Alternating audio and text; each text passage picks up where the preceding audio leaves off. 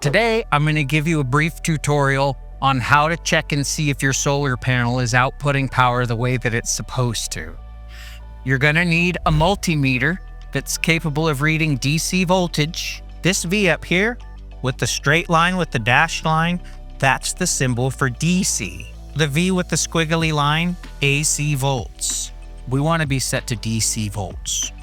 Coming out the bottom, here's V, or that's the headphones is ohms. That's for checking resistance.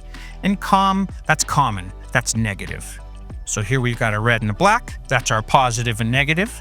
So now let's check out the solar panel here. This panel is not connected to anything. So this circuit is open, and whatever voltage we're going to read is going to be of an open circuit.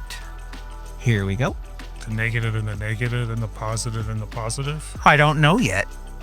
We're on purpose not checking to see.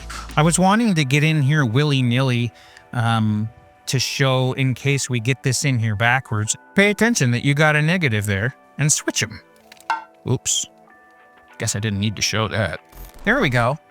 And even though it's cloudy and rainy, the open circuit voltage of this panel is supposed to be 53.7. And we're getting 46, which is pretty darn good considering that was just raining a little bit ago. So here's the thing. If you ever have an issue with the output of your solar array and you think that it's an issue with a solar panel, then we reach out to Hyundai. In this case, they're going to ask you to prove it, right? And we need to be able to say, well, all of these panels are putting out 53.7 volts except for this one. Look, I measured this one and it's putting out 33, while all the rest of them are putting out what they're rated for. And then now we have something to work from, right? So this only ever really comes into play if you have something wrong with the solar panel. Follow us for more tips and tricks.